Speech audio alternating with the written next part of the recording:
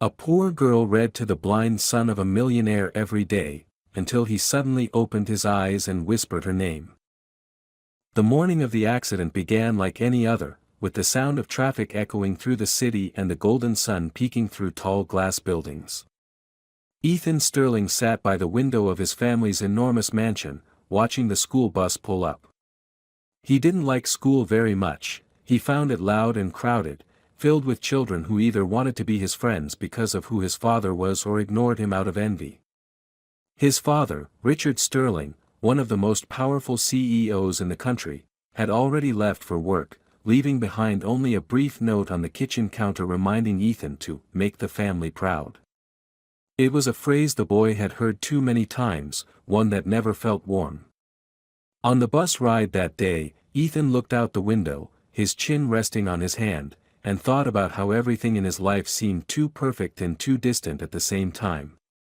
The roads were wet from the night's rain, and the driver was distracted, talking to another child about something trivial.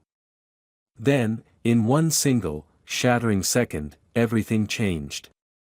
A truck appeared at an intersection too fast, the tires screeched, children screamed, and the world tilted into chaos. When Ethan opened his eyes again, there was nothing but sound, sirens, shouting, crying, and then darkness. Not the kind of darkness that comes when you close your eyes, but a deeper, endless void. He could feel the pain radiating through his body, the sticky warmth of blood on his forehead, and a strange panic rising from his chest. "Mom. Dad," he whispered, but no one answered. Hours later, when he woke up in the hospital, the air smelled of disinfectant, and his world had already changed forever. The doctors told his father that the head trauma had caused irreversible damage to his optic nerves. He would never see again. Richard Sterling stood in silence, staring at the doctor as if he had just been told the end of the world. Money had always been his solution to everything. He could fix anything, a failing company, a broken deal, a dying partnership, but not this. Not his son's eyes. When Ethan asked, "When can I see again?" his father hesitated for a long time before answering with a shaky, "Soon, son, soon." It was a lie, but Richard couldn't bring himself to say the truth out loud. The days turned into weeks, and the hospital room became Ethan's new world. He could hear nurses whisper about him, about how sad it was that the CEO's son had gone blind, about how even all that money couldn't save him. He hated those whispers. Every sound felt sharp and heavy, and the constant pity in people's voices was worse than silence. He stopped talking, stopped trying to smile, and refused to eat. When his father visited, their conversations were short and awkward. Richard would sit by his bed for a few minutes, checking his phone every few seconds, before leaving with a promise to bring the best specialists. But Ethan didn't need doctors. He needed something else, something he couldn't name yet, warmth, maybe, or someone who wouldn't look at him like a broken thing. When the day finally came for him to return home, the house felt foreign. Everything looked the same, but to Ethan, it was an endless maze of shadows and sounds. He counted his steps as he walked, memorizing the distance between walls, tables, and stairs. His father hired private tutors to teach him at home, but none of them stayed long. They all seemed uncomfortable around the quiet boy who no longer smiled. At night, Ethan would lie awake, imagining the colors he could no longer see, the blue of the sky, the green of the grass, the gold of the sun. Sometimes he could almost remember them, but each day, they faded a little more. Richard threw himself into work to escape the guilt. He convinced himself that time and money would fix everything, but deep down he knew he was losing more than his son's laughter, he was losing their connection. Ethan began to withdraw further, building a world inside his mind that no one else could reach. The once vibrant boy became silent and motionless, as though frozen in that moment of the crash.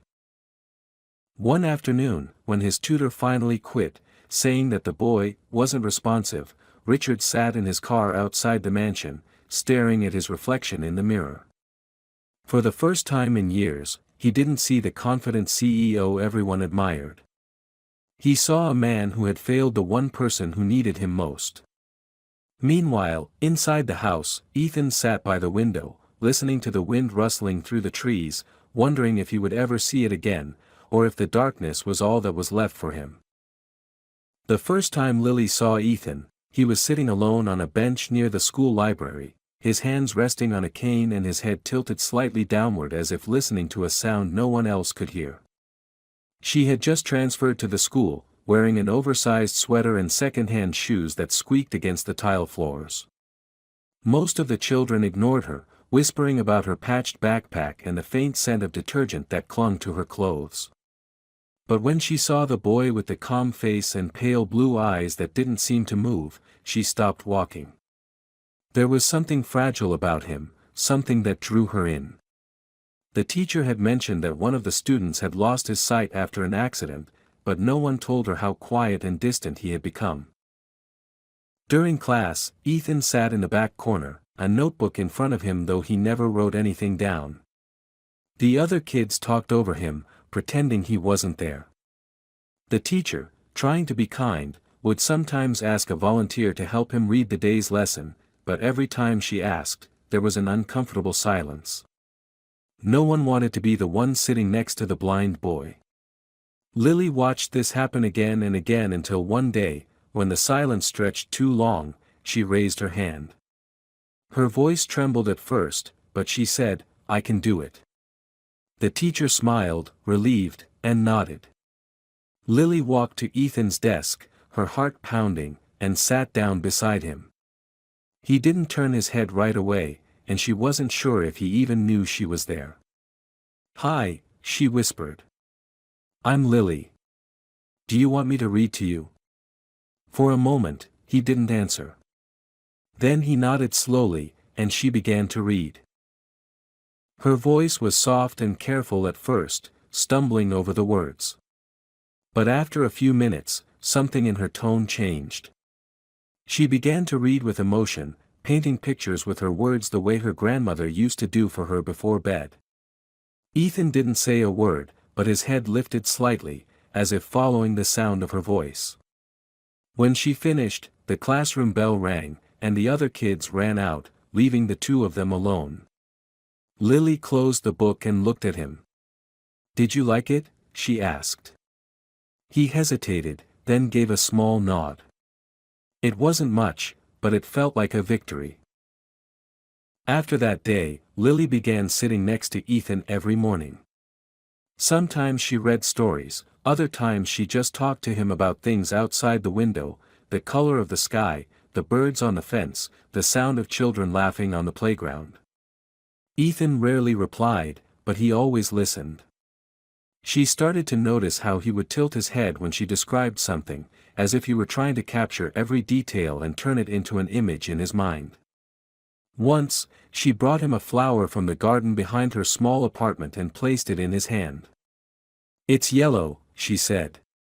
"Like sunshine." He ran his fingers gently over the petals, then smiled, a real, genuine smile, for the first time since she'd met him. The teachers noticed the change almost immediately. Ethan began participating in class again, answering questions, even laughing once or twice.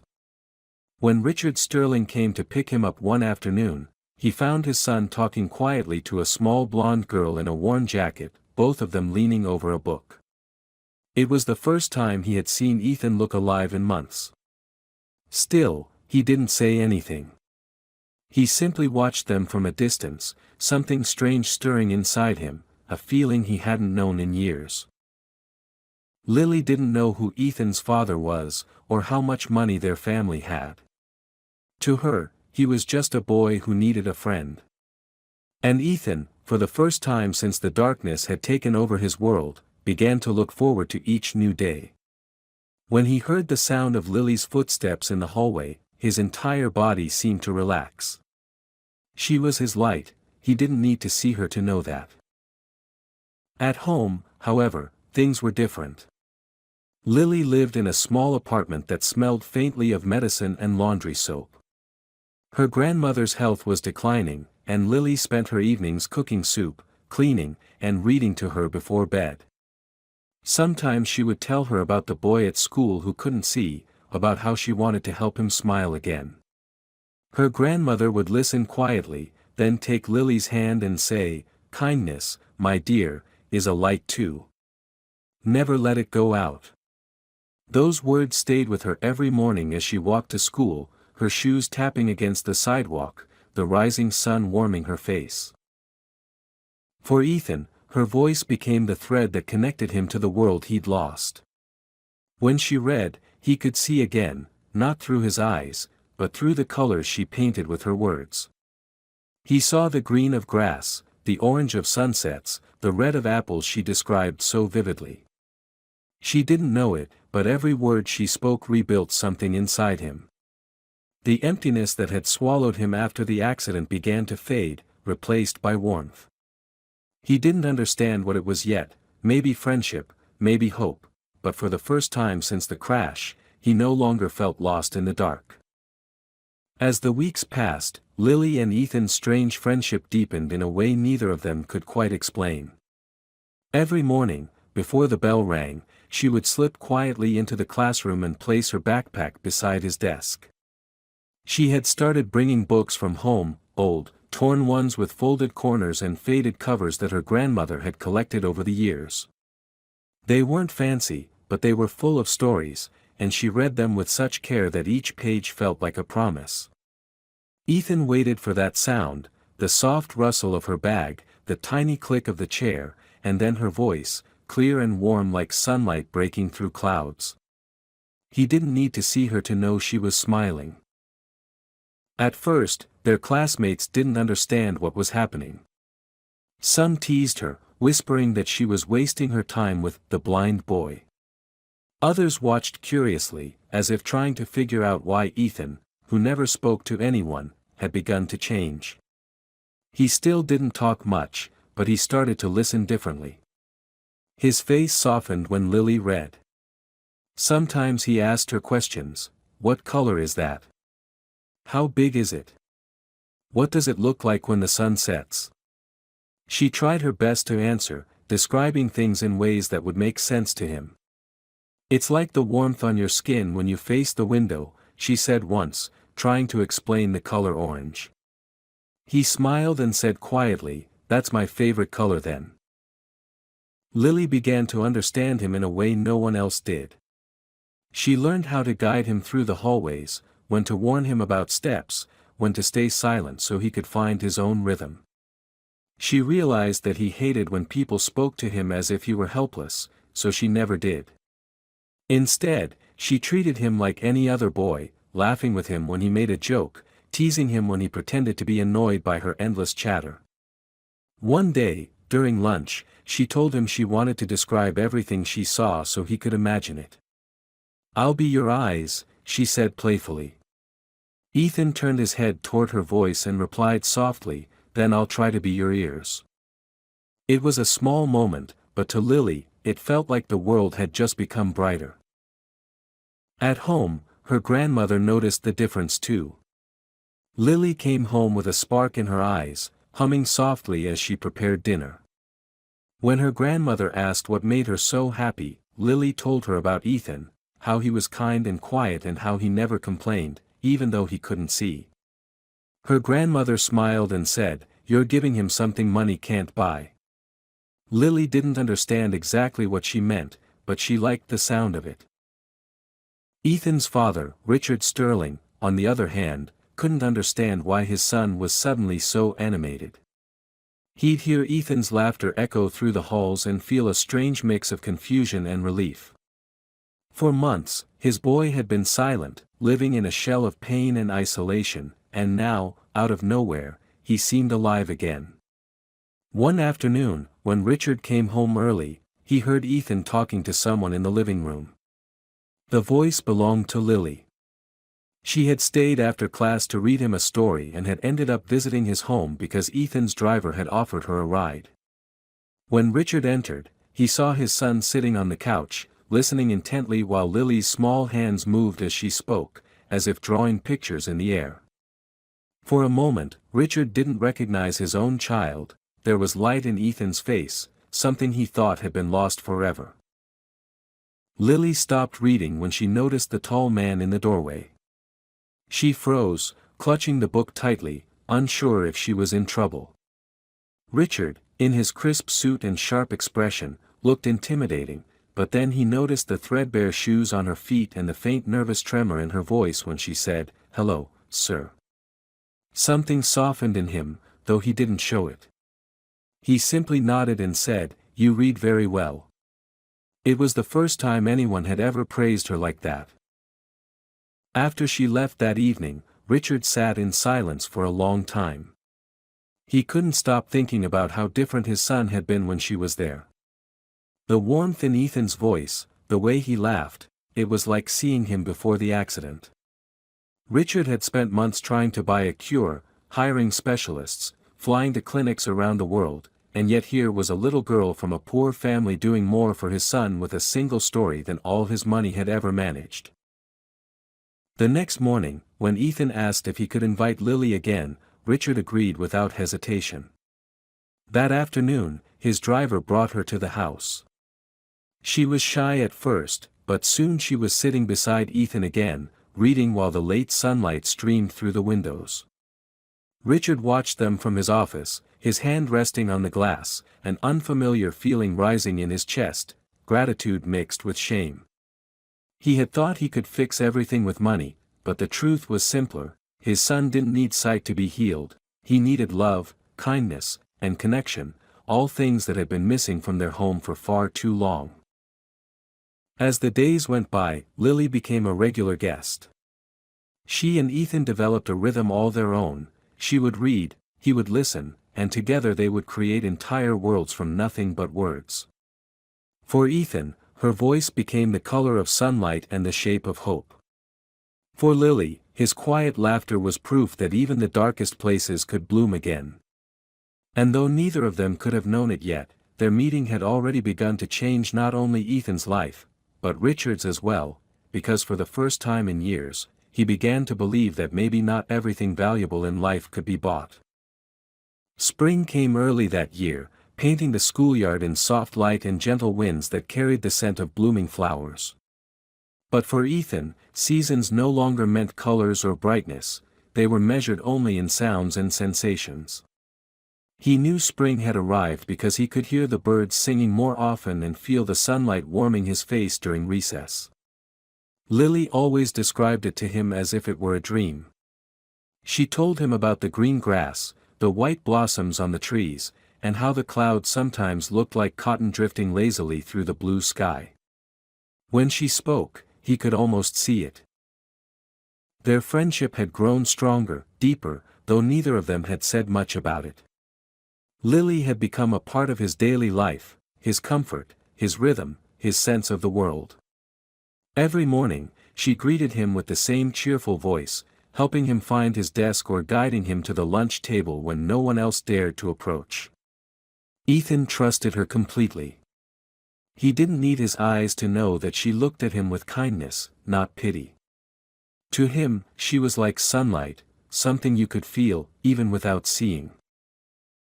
One afternoon, as they sat in the school library, Ethan asked her something unexpected. "Lily, what do you think I look like?" The question hung in the air for a moment, fragile and uncertain.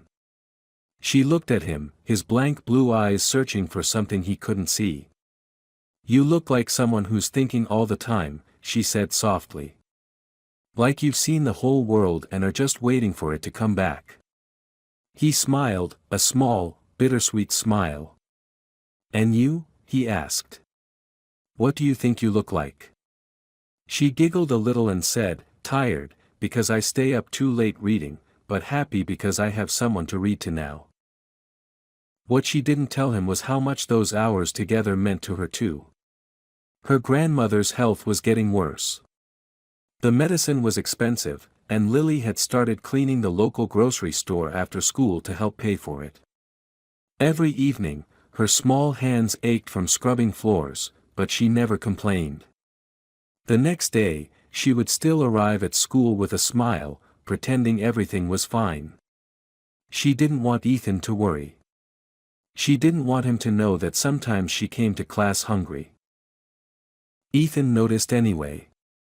One day, when she was reading aloud, her voice trembled slightly. He tilted his head and said, "You sound tired." She quickly denied it, laughing it off, but her stomach growled quietly, betraying her. Without a word, he reached into his bag and handed her the sandwich his father's driver had packed for him. "You can have it," he said casually. "I'm not hungry." She tried to refuse, but he insisted. It wasn't about the food, it was about the way he wanted to take care of her, the way she had taken care of him without ever asking for anything in return. That evening, Richard Sterling noticed that his son seemed distracted during dinner. When he asked what was wrong, Ethan told him about Lily, about how she read to him every day, how she helped him walk, and how she probably didn't have enough to eat.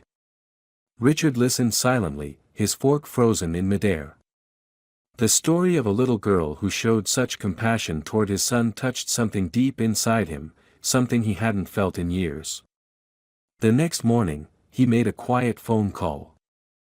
Later that week, Lily's grandmother received a sealed envelope from an anonymous donor covering her hospital bills.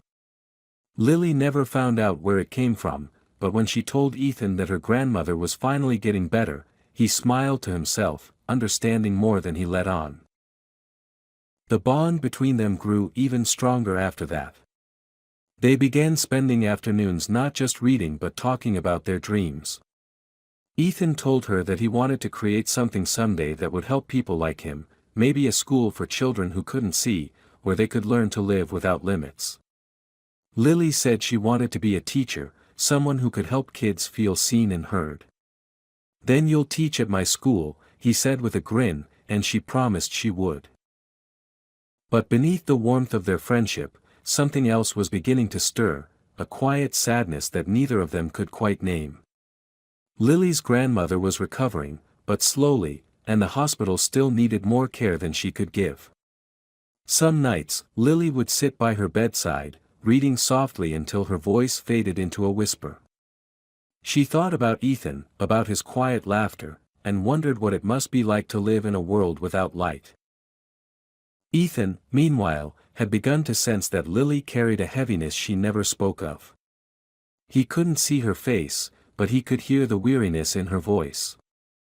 One afternoon, as they sat together beneath the old oak tree near the playground, he reached out and touched her hand. "You help me see everything," he said quietly. "But who helps you?" She looked at him for a long moment, her throat tightening, and then said, "You do, Ethan. You just don't know it." Neither of them could have imagined how much those words would mean later, when life would test their bond in ways neither of them could foresee. But for now, sitting under the spring sun, they simply held on to each other's presence, two children from different worlds, bound by something purer than either could explain. In a world full of noise and expectations, they had found something rare, a friendship that asked for nothing and gave everything.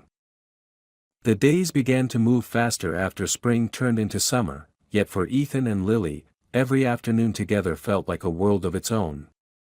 The warmth of the sun made the schoolyard smell of grass and chalk, and while other children played loudly outside, the two of them preferred the quiet corner of the library, where the air was cool and filled with the scent of old paper.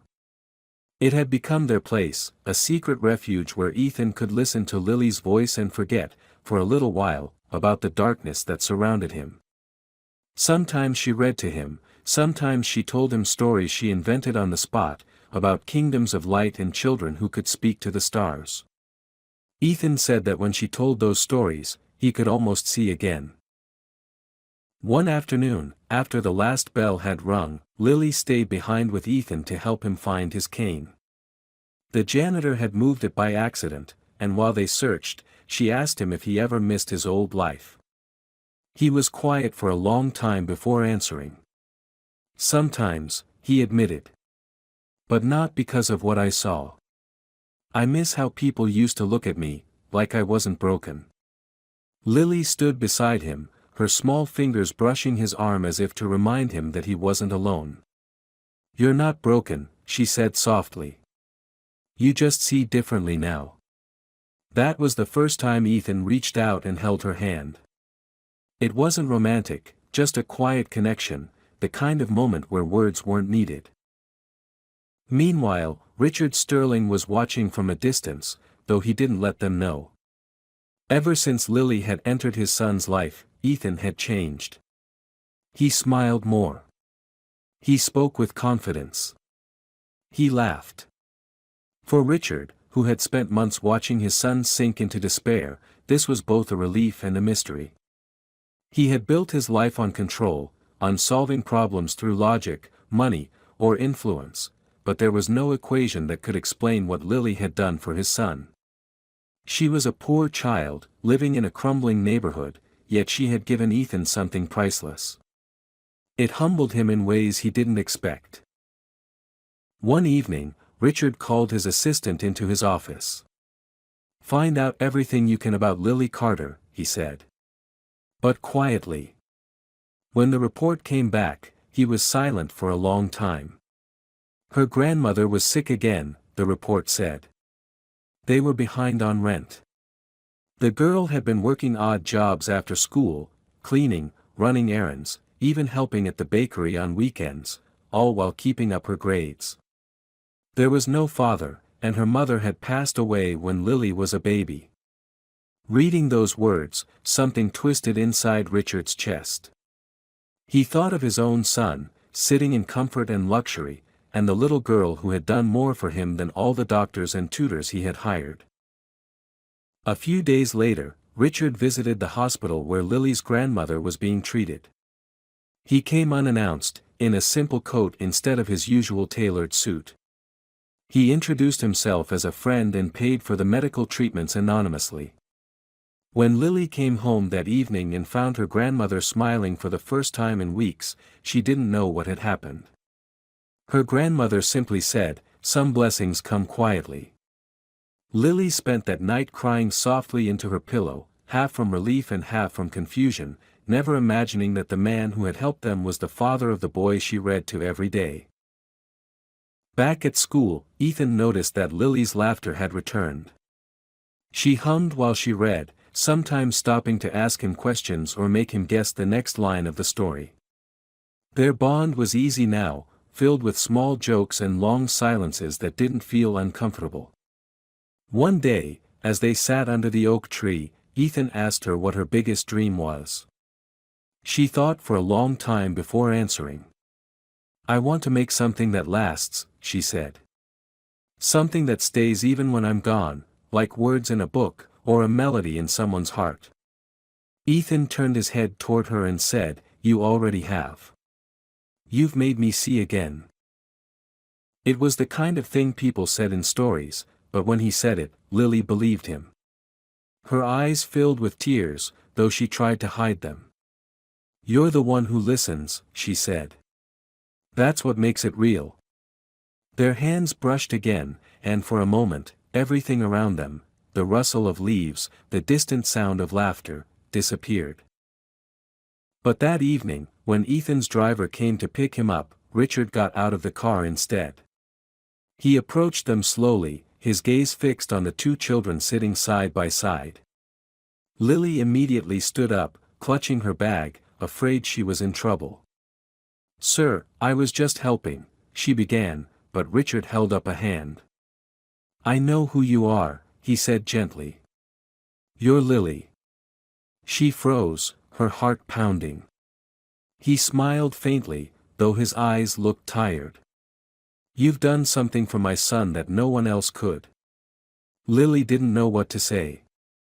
She simply nodded, unsure if she was supposed to apologize or thank him. "You're welcome, sir," she whispered. He reached into his pocket and handed her a small box. Inside was a delicate silver bracelet shaped like a ribbon. "It's just a thank you," he said. "Nothing more." She tried to refuse, but he insisted. "Please," he said quietly. "For me." She finally accepted it, holding it like something sacred. When he left, she stood frozen, her fingers trembling as she looked down at the shining metal against her skin. That night, as she sat by her grandmother's bedside, she told her about what had happened. Her grandmother smiled knowingly. "Maybe the world's not as cruel as it seems," she whispered. "Sometimes, even the rich remember what it's like to have a heart." Lily didn't know how to respond. All she knew was that the next day, when she saw Ethan, she would tell him everything, about the bracelet, the hospital, and the strange kindness that had found its way into their lives. What she didn't know was that this act of compassion would change everything again, and not just for her. It would draw their worlds closer than ever before, and soon, those worlds would collide in a way none of them could have predicted. The morning after Richard gave Lily the bracelet, the world felt a little brighter to her, though she couldn't quite explain why. When she arrived at school, the silver ribbon shimmered faintly on her wrist, catching the sunlight every time she moved.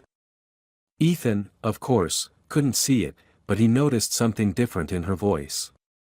"You sound happy today," he said as she sat down beside him. She smiled and told him that her grandmother was finally getting better, that maybe things were turning around. He grinned, and for a while they forgot everything else, diving into another story. But as Lily read, she found herself distracted, her mind replaying what Richard had said to her the day before, "You've done something for my son that no one else could." The words echoed in her head like a quiet song. She didn't realize that those words had stirred something inside Richard too, something that was beginning to change the way he saw the world. Richard had built his entire life on discipline and control. He was known in the business world as a man who never hesitated, never faltered, and never mixed emotions with decisions. Yet, ever since he'd met Lily, his thoughts kept circling back to that moment in the schoolyard, the sight of his son laughing, the sound of that little girl's voice, the way she had looked up at him with both fear and sincerity. He couldn't shake the feeling that he owed her more than a simple gift. When he thought about her situation, her sick grandmother, her small shoulders carrying burdens too heavy for her age, something inside him twisted painfully. It made him remember the boy he used to be before success hardened him, before money became a shield against everything real. That week, he started visiting the hospital again, quietly making sure Lily's grandmother received the best care. The nurses noticed him, but he always asked them not to tell anyone who he was. At the same time, he spent more time at home, listening to Ethan talk about his days with Lily. Ethan spoke about her as if she were made of light, his words painting her in ways that made Richard wonder if the girl's kindness had saved them both. "She makes me forget that I can't see," Ethan said one evening. "When she talks, I can imagine everything again." Richard felt something break inside him then, not sadness, but an ache of realization that his son had found more meaning in one small friendship than Richard had in decades of achievement. One afternoon, Richard decided to leave work early and pick Ethan up from school himself. When he arrived, he saw the two of them sitting under the same oak tree where they often read. Lily was animated, her hands moving as she described a story, and Ethan was smiling, his head tilted slightly toward her voice. Richard stood for a long moment without speaking. He had seen countless deals, met presidents and investors, signed contracts worth millions, but nothing had ever looked so genuine to him as that scene. When Lily noticed him, she jumped to her feet, brushing off her skirt nervously. "Hello, Mr. Sterling," she said politely. He nodded, pretending to be casual. "You can call me Richard," he replied, and Ethan laughed softly, saying, "She'll never do that, Dad. She's too polite." On the drive home, Richard couldn't stop thinking about Lily. He asked Ethan more about her home, her grandmother, her favorite things. Ethan told him she loved stories, especially the kind that ended in hope. That night, Richard couldn't sleep.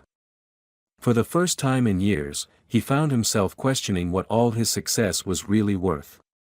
His wife had died young, and since then, he'd buried himself in work to numb the pain. He had forgotten what compassion looked like until this small, kind girl had appeared in their lives. Meanwhile, Lily's world had changed too, though she didn't understand how deeply yet. Her grandmother was growing stronger, and their small apartment no longer felt as cold and lonely. Every time Lily looked at the bracelet on her wrist, she thought of Ethan and his father and the strange ways kindness could ripple through people. But the money that had come to help her grandmother was running low again, and Lily knew she would have to start helping more. She began working longer hours at the bakery after school, sometimes arriving home so tired that her hands shook as she turned the key to their door. She didn't tell Ethan, afraid he might feel guilty or try to help. But Ethan noticed the change in her voice, the way she paused more often, the soft exhaustion hidden behind her laughter. One afternoon, as she read to him, he suddenly reached out and caught her wrist. "You're shaking," he said quietly. "Are you okay?" She pulled her hand back quickly, forcing a smile. "Just tired," she said. "It's nothing." But Ethan wasn't convinced. Later that day, he told his father that something was wrong. Richard didn't hesitate this time. He called his assistant and asked for every detail of Lily's life again. When he found out she had taken another job and was falling behind in schoolwork, his chest tightened. The next morning, Richard showed up at the bakery. Lily was behind the counter, trying to carry a tray of pastries that was almost too heavy for her small hands. When she saw him, she froze, almost dropping the tray. "Mr. Sterling," she said, startled. He smiled gently. "You should be in school, not here." She opened her mouth to protest, but he stopped her with a soft wave of his hand. "You've done enough, Lily. Let me take care of things now." That day marked a turning point. Richard arranged for Lily's grandmother to receive permanent care and for Lily to attend a better school closer to their neighborhood. He even spoke to the principal about ensuring Ethan and Lily remained in the same program so they wouldn't lose each other. But he didn't stop there, something in him had changed too deeply. For years, he had thought wealth existed to protect him from pain, but now he saw it differently. It wasn't a shield, it was a tool, and it could heal instead of divide. That evening, when Lily found out what he had done, she ran all the way to the Sterling mansion, clutching the bracelet on her wrist. She didn't care that it was late or that she had no appointment. She just wanted to thank him. Richard met her at the door, surprised but smiling. She was out of breath, her eyes full of tears. "Why?" she asked simply. He looked down at her for a long moment before replying, "Because you reminded me what goodness looks like."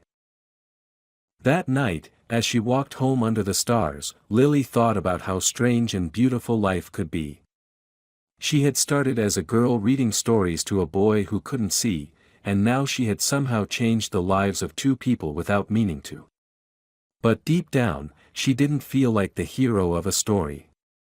She just felt grateful for the chance to love, to help, and to be seen not as poor or small, but as someone who mattered.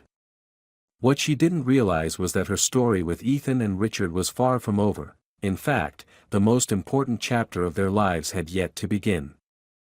Summer was fading into autumn when everything began to change again. The air grew crisp, the sunlight softer, and the trees near the schoolyard turned golden, scattering their leaves across the ground like small pieces of warmth.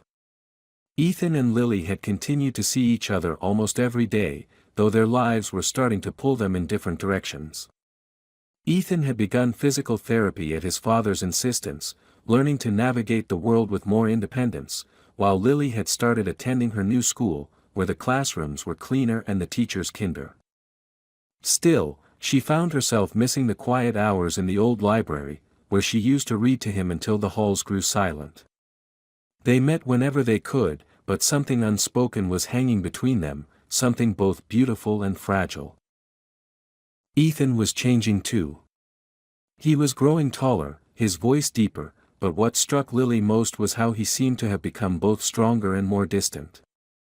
He no longer asked her to read to him every day. Instead, he sometimes asked her to sit beside him while he listened to audiobooks or music. She wondered if he was trying to prove to himself that he didn't need her as much anymore. It hurt, though she didn't show it. She wanted him to grow, to heal, but a quiet part of her was afraid that as he moved forward, he might leave her behind. One afternoon, while they sat under the old oak tree, Ethan suddenly said something that caught her off guard. "Do you ever think," he began slowly, "that maybe we met for a reason?" She turned to him, startled by the sincerity in his tone. "Of course," she said softly. "I think everything happens for a reason." He nodded, silent for a long moment, then added, "Sometimes I think you were sent to me when I needed someone most. But what if someday I don't need you anymore?" The question hit her harder than she expected. She tried to smile, though her throat tightened. "Then I'll be happy," she said. "Because that means you'll be okay." But as she said it, she could feel her heart twisting. Meanwhile, Richard had been watching both of them with growing pride and quiet fear. He saw how his son was slowly finding confidence again, how he laughed now, how his world seemed to expand despite the darkness that had once consumed it. But he also saw how much of that change was tied to Lily. There were nights when he found Ethan sitting alone in his room, his hand resting on a small music box that Lily had given him for his birthday. When asked about it, Ethan said it helped him sleep because it reminded him of her voice. Richard knew that bond was something delicate, a connection born of shared pain and light, but he also understood that life had a way of testing such things. The test came sooner than any of them expected. One rainy morning, Lily's grandmother fell ill again, more severely this time. The doctors said the treatments weren't working, and though Richard immediately offered to pay for anything necessary, there were limits even his money couldn't erase. Lily spent her days at the hospital, her schoolbooks unopened beside her bed, her once bright voice quiet and tired. Ethan noticed her absence instantly. When she didn't come to school for a week, he grew restless. He asked his father to take him to her, but Richard hesitated. He didn't want Ethan to face that kind of pain again. Still, Ethan insisted, saying, "She was there for me when I was broken. I have to be there for her now." When they arrived at the hospital, Ethan found Lily sitting beside her grandmother's bed, holding her hand and whispering softly, her hair tangled, her eyes red from sleeplessness. She looked up when she heard him, and for a moment, neither of them spoke. Then she smiled faintly and said, "You found me." He moved toward her, guided by her voice, and reached for her hand. "You think I could ever lose you?" he said quietly. She laughed, but it broke halfway through, turning into a sob. "I'm scared," she admitted. "She's all I have." Ethan squeezed her hand.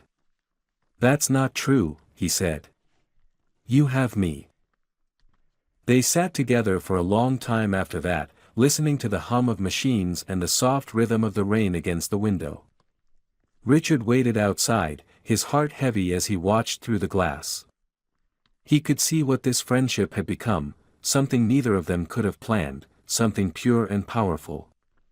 It wasn't the innocent companionship of two children anymore, it was something that carried the weight of love, loyalty, and shared sorrow.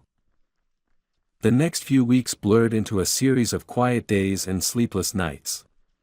Lily's grandmother passed away peacefully in her sleep one evening as the sun set, painting the sky with the same golden light Lily had once described to Ethan. She held her grandmother's hand until it grew still, and when it was over, she didn't cry. She just sat there in silence, clutching the bracelet Richard had given her as if it were the only thing keeping her from falling apart. When Ethan found out, he didn't say anything either. He simply went to her side and sat with her until dawn. They didn't speak, but they didn't need to. After the funeral, Lily stopped coming to school for a while. Richard made sure she had everything she needed, but she didn't ask for help. She stayed home, reading the stories her grandmother had once loved, and wondering what came next. It was Ethan who broke the silence. One day, she found him standing at her door, holding a small box. Inside was a necklace with a tiny gold key. "It's not much," he said softly, "but it opens something special." She frowned, confused, and he smiled. "It opens the door to our library at school. I asked Dad to keep it unlocked for us. So whenever you're ready, we can go back." It was the simplest gesture, but it meant everything. For the first time in weeks, Lily felt something warm stir inside her chest again, hope. She hugged him tightly, whispering, "Thank you," and for the first time since her grandmother's death, she let herself cry, not from pain, but from relief. That evening, Richard watched them from a distance again, realizing how much they had given each other: healing, courage, and something even deeper. He thought of his late wife, how she used to say that love was found in the smallest moments, in the ways people show up for each other when the world falls apart. He finally understood what she meant. And as he stood there, watching his son and the little girl who had changed both their lives, he made a quiet promise to himself that he would do everything in his power to make sure their light never faded, no matter how dark the world around them became. Winter arrived quietly that year, covering the city in a thin blanket of snow that softened the edges of everything. It had been months since Lily's grandmother had passed, but the ache of loss still followed her like a shadow. She was back at school now, though the sparkle in her eyes had dimmed a little, replaced by something older, wiser, and more fragile. Ethan, on the other hand, had grown more confident than ever before. His therapy had helped him regain part of his sight, faint shadows and outlines, but he still relied on her voice, her laughter, her presence to make sense of the world. They were inseparable again, though this time their connection carried the weight of all they had been through. It wasn't the same as before, it was deeper, quieter, and infinitely stronger. On the first day of December, Ethan asked Lily to come to the old library after school. When she arrived, she found the room transformed. The desks had been cleared, candles flickered on the windowsills, and in the center stood a small piano. Ethan was sitting on the bench, his hands resting on the keys. "You told me once you wanted to create something that lasts," he said when he heard her step closer. "So I thought maybe we could start here." She blinked in surprise. "You play?" He nodded, smiling faintly. "I used to. I stopped after the accident. But now I think I remember how." He began to play softly, the melody uncertain at first, then steadier, warmer. It was the same lullaby she had hummed to him months ago when he couldn't sleep, the one she said her grandmother used to sing. Lily felt her throat tighten as the notes filled the air. When he finished, he turned toward her, his blue eyes glimmering faintly in the light. "I wanted to give something back," he said. "You gave me your voice. I wanted to give you music." She couldn't find words. Instead, she stepped forward and wrapped her arms around him, holding him tightly as if to keep that moment from slipping away. Outside the library, Richard stood watching through the doorway, unseen. He had meant only to check on them, but the sight stopped him cold. His son, once broken, once lost, was sitting at a piano, playing with confidence and emotion. The girl beside him, the one who had arrived in their lives from nothing, was smiling through her tears. In that instant, Richard understood that the two of them had saved each other. He had spent years chasing success, measuring his worth in numbers and headlines, but here, in this quiet room filled with light and music, he realized that true wealth was something else entirely.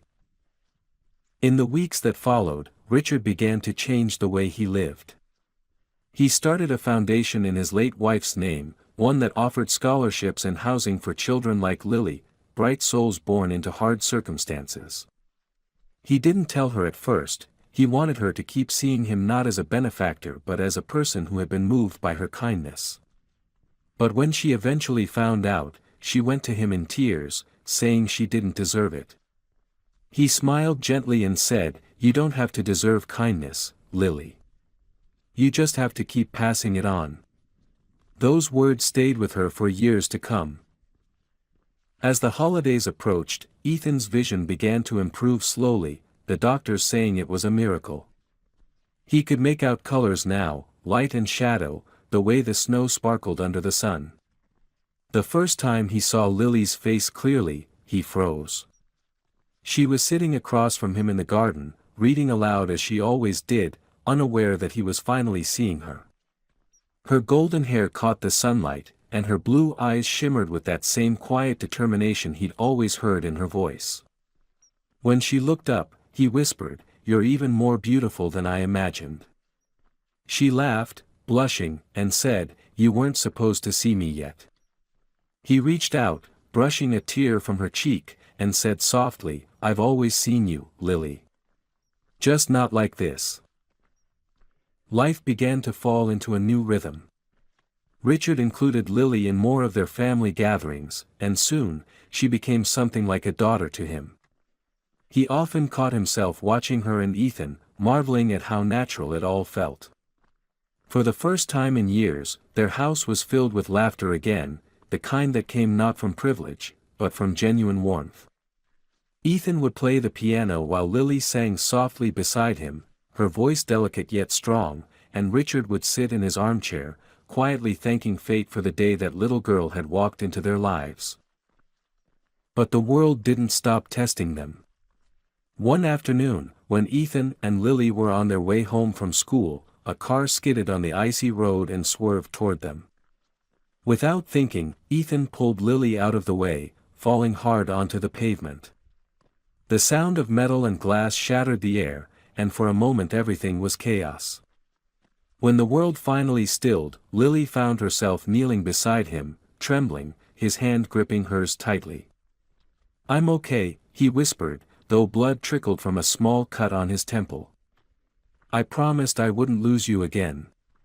She started crying then, not from fear, but from relief, realizing just how much they had come to mean to each other. The accident shook Richard deeply. He arrived at the hospital pale and breathless, his mind filled with dread, but when he saw them both alive, something in him broke open completely. That night, sitting by Ethan's bed, he took both their hands in his and said quietly, "You've given me back more than you'll ever know. You've shown me that even after loss, there can still be light. I used to think I was the one protecting you, but the truth is, you too have been saving me." None of them spoke after that. They just sat there, hands entwined, hearts steady in the silence. Years passed, but that winter remained etched in their memories like a turning point. Lily grew into a brilliant young woman, attending college on a scholarship from Richard's foundation, studying literature and education so she could teach children the way stories had once saved her. Ethan followed his passion for music, composing melodies that carried pieces of their shared history. They never drifted apart, if anything, their bond deepened, built on years of shared resilience and quiet love. And every year, on the anniversary of the day they met, they returned to that same library, the one filled with candles and memories, where Ethan would play the piano, and Lily would sing the lullaby that had started it all. Richard would sit nearby, listening, his eyes glistening not with sadness, but with peace. For he knew that somehow, in a world full of pain and loss, kindness had found its way through the cracks and built something unbreakable. The little girl who once read to a boy lost in darkness had become the light that guided him, and in turn, he had become her strength. Together, they had rewritten the meaning of family, of healing, and of love that endures beyond all brokenness. And even years later, when people asked Ethan where his music came from, he would smile softly and say, "From a voice that once taught me how to see."